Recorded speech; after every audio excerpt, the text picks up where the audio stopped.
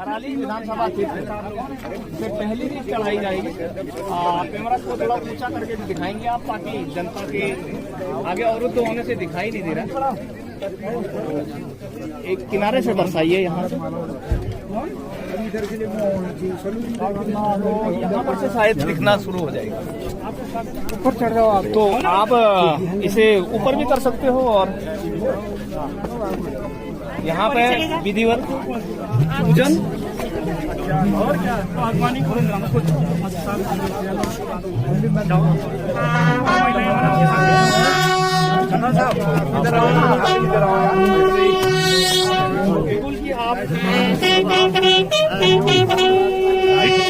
धुन जिसे कहते हैं, सायंकालीन प्रकार से बजता है और उसके बाद सेना में लाइट ऑफ मानी जाती है।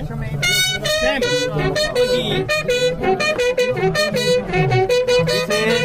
रिट्रीट धुन कहा जाता है, जो शहीदों को शांति देने के लिए, शहीदों के सम्मान के लिए और स्वर्ग में उनको भगवान के श्री हरि के चरणों में शांतिमय स्थान देने के लिए एक धुन बनाई गई है।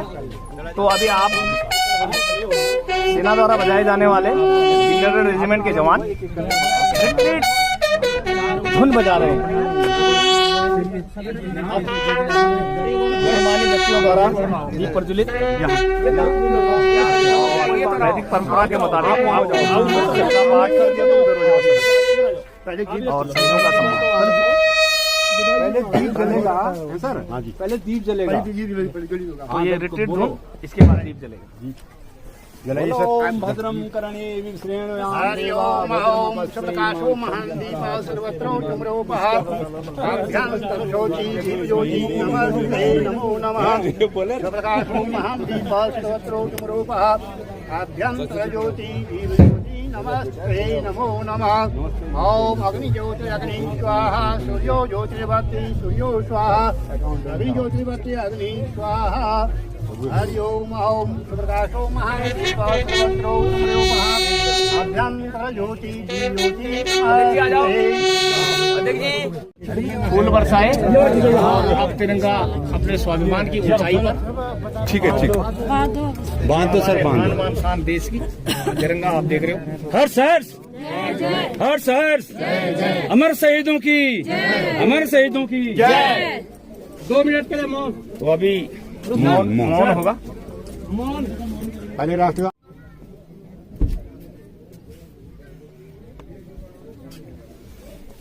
पता चलेगा। इससे पहले भी घोषणाओं में बहुत कुछ कह चुके हैं और पूरी होती है या नहीं। गणेश पूर्णिमा मैंने बताया था आपको, मिनी स्टेडियम अवार्ड का बताया था। इसके अलावा सिमली हॉस्पिटल में आपको दिखा चुका हूँ।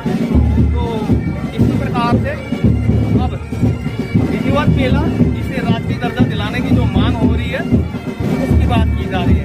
एक बार लगाइए सुरम में पहाड़ियों की तरफ। अब ये इलाका ठीक पूरब की तरफ है और जो आपको दिखा रहे थे ये नॉर्थ हिल, इधर कोई पूरा आपको तस्वीर दिखाई दी एक्सीडेंट और मेले की तरफ जाते हुए। एक बार भव्य लोगों की तरफ दिखाइए कि जनता को दिखाइए पीछे से।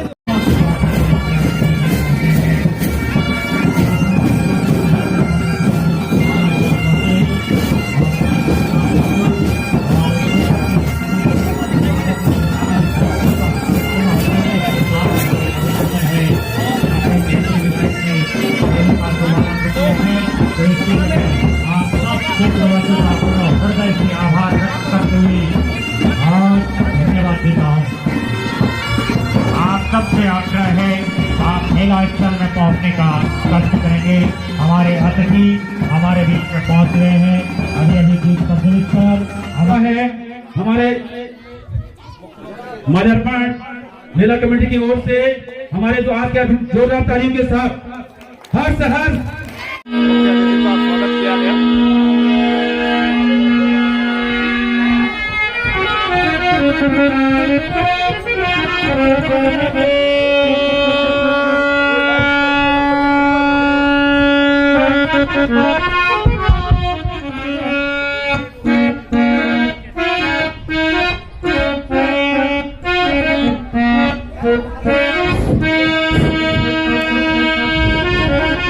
आवा श्री महा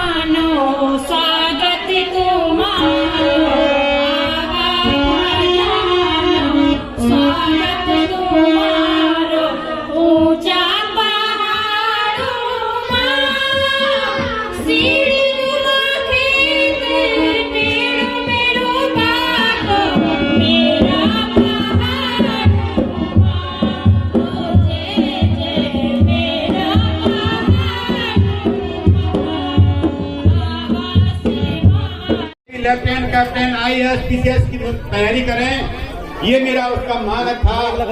और मुझे लग रहा है कि आज तकरीबन प्रदेश सरकार में ये पहुंच चुकी है और प्रदेश सरकार ने ये माननीय मुख्यमंत्री जी के आश्वासन के अनुसार एक ही चीज कहा कि हमने केंद्र को इसका प्रस्ताव भेज दिया।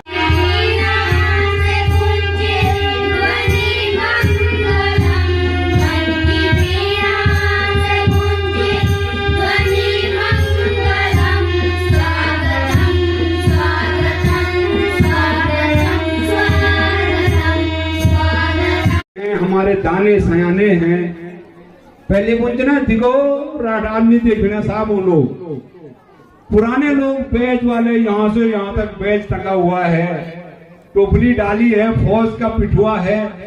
अब वो दिखना धीरे धीरे असंभव है।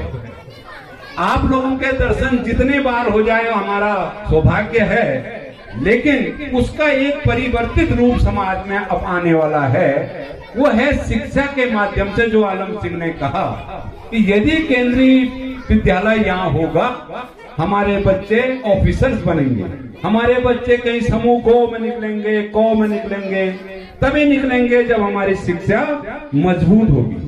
वो शिक्षा का जो संघर्ष सवाल गांव के शहीद मेले के कमेटी ने एक सोचा है, उसको पूर्ण होना पूरे तहसील थराली के लिए आवश्यक है।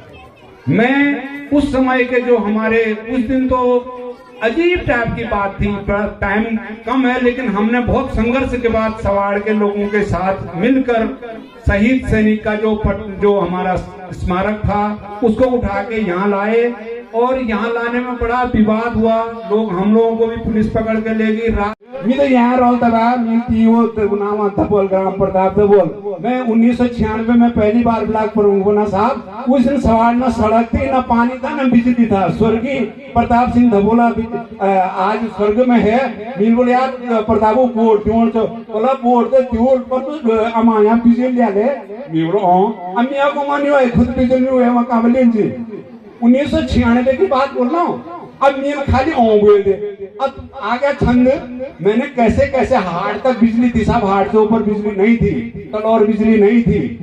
तो मैंने पहला बिजली का तार अपने लड़कांडे में डाला और लोसरी से धबोला के धबल वाड़ में जो सवार का आज भी हमको याद है। वह बात तो सारा आज तक तंजिला में बिजली चलेगी।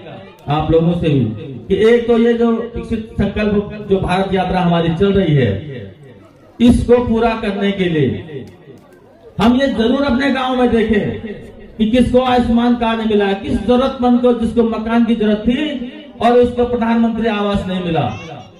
कौन ऐसा आदमी है जो गरीब है, उसको उज्ज्वला का कनेक्शन मिलना चाहिए था। तो मेरा यह आप लोगों से भी आग्रह रहेगा।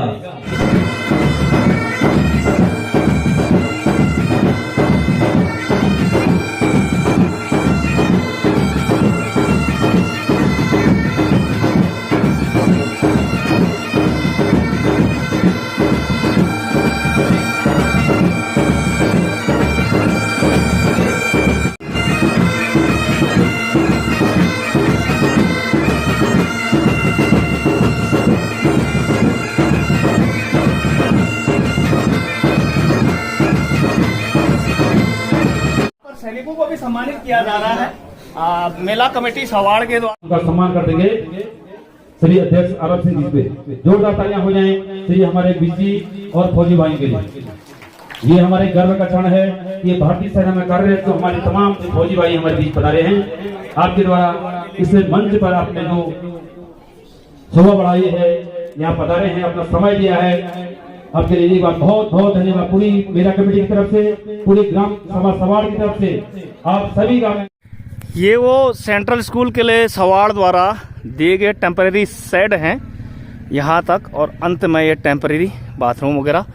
और जो ये ग्राउंड है, ये खुद हेलीपैड ग्राउंड है यहाँ का, जहाँ पर वीआईपी उतरते हैं, या इसका बॉर्डर का सामरिक महत्व सिक्योरिटी के लिहाज से भविष्य के लिए बहुत कुछ हो सकता है, जो यहाँ पर सब कुछ बताया नहीं जा सकता है। और सामने स्मृति भवन, और स्मृति भवन के अंदर कुछ शहीदों के चार्ट, नेम वगैरह इसमें दिखाए जाएंगे। और वो नई भूमि जो पहले ये सेट थे, कहना ये चाह रहा हूँ ये टेम्परेरी था।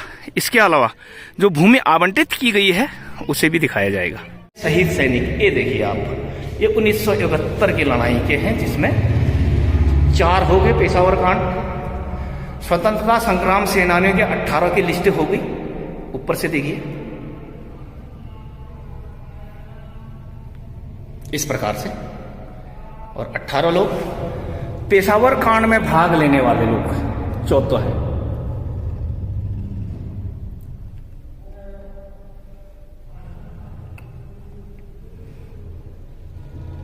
पिछले वीडियो में मैंने कहा था नाम से ही बताएंगे, तो ये है द्वितीय विश्व युद्ध। ये सिनेटी में इसी प्रकार से प्रथम विश्व युद्ध का लास्ट में लगा रखा है।